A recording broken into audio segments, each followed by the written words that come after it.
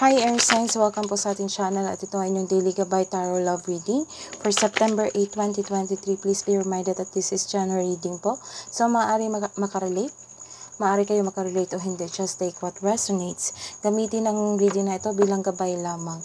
Balik po kayo dito bukas para sa ating Daily Gabay Tarot Love Reading for September 9, 2023. Please like, subscribe, and click bell button para updated po kayo sa Daily Tarot Reading natin. Maraming salamat po.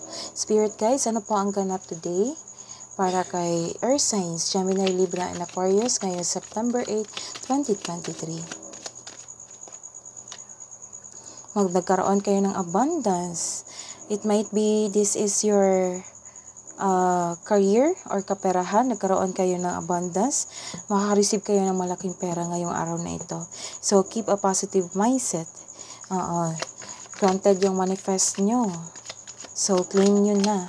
Nagkaroon na kayong malaking pasasalamat sa Panginoon kasi naka-receive kayo ng malaking blessings from Him.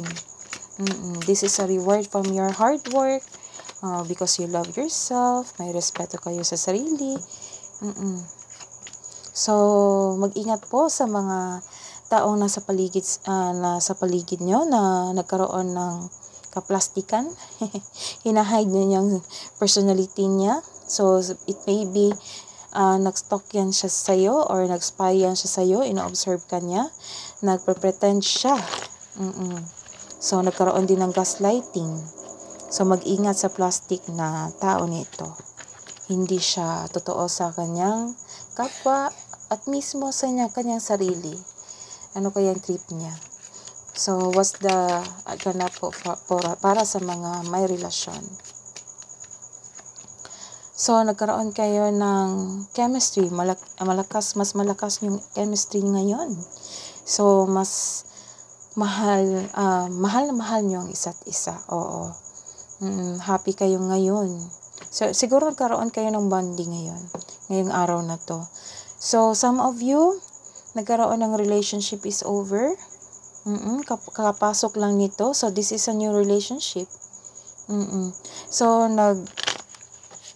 naghiwalay kayo. Nag-decide kayo na maghiwalay. No second chances na. So, naghiwalay kayo, nagkaroon ng growth sa inyong sarili, nagkaroon ng transformation, at nagkaroon kayo ng bago. So, you like each other sa inyong bagong karelasyon ngayon. So, what's the message po? Spirit guides para kay Earth Signs, Gemini, Libra, and Aquarius.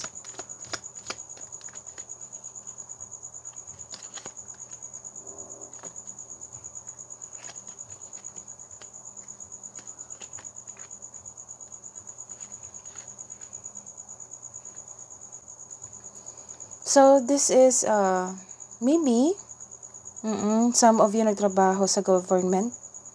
It might be police kayo, sundalo, or inyong, yes.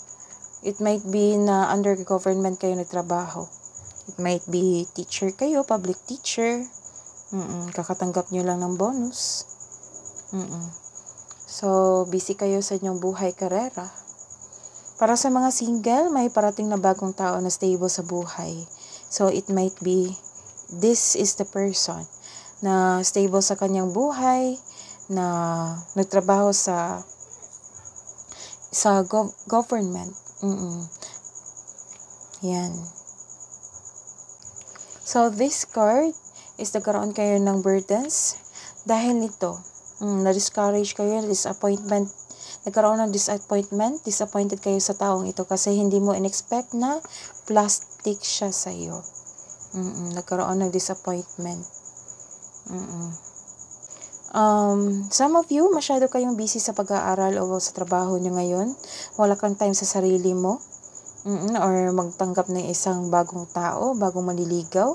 Maglaan ng maraming oras para sa pag-iibigan. So, this is your chance. Kasi darating na ito sa iyong buhay or kakarating niya lang. So, this is disharmony. Nagkaroon ng disbalance sa iyong emotion. So, dumabas tong past love nyo dati. Wala akong nakikita ang problema sa inyong present relationship ngayon. some of you hindi pa nakaget over sa past love nyo. Siguro yung past love nyo, nagkaroon pa kayo ng connection. Kaya masyadong disturb yung naestorbo ang iyong emosyon ngayon. So, nagkaroon kayo ng lack of focus. Distracted talaga kayo sa taong to, sa past love nyo. So, para sa mga may relasyon, isa sa inyo hindi makamove on talaga. Kasi naging toxic to. Siguro nagkaroon talaga tayo ng connection or kakatawag niya lang or nagka-receive ka ng message from him or her. So, kailangan nyong respetuhin nyo yung present nyo na relationship or i-disconnect mo to agad para hindi kayo ma-disturbo. Kasi you like each other, you love each other. Sayang naman. Let go mo na yung toxic mo. Kung love mo pa, decision mo yan. Magkakaroon ka talaga ng problema niyan. Baka malaman niya to, yung new partner mo, magkakaroon talaga ng problema. So, hingi tayo ng advice para sa mga single dyan.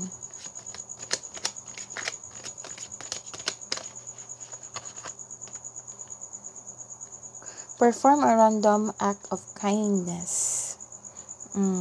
What's the message pa po para sa mga may karelasyon?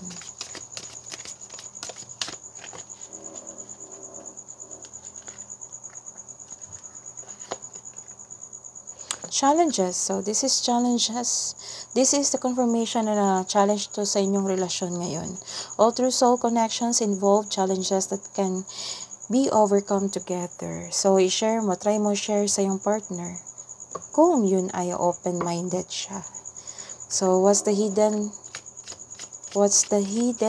message from your past love, from yourself ba, from your ex, from your secret admirer?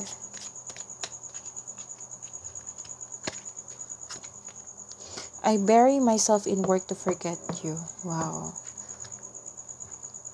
Dalawa pa kayong hindi pa nakaget over sa past nyo. So, what's the message from your partner? You were the best thing in my life. So, mahal na mahal ka na yung partner. So, ingatan nyo yung bago nyo ngayon. So, what's the love advice po para sa mga air signs?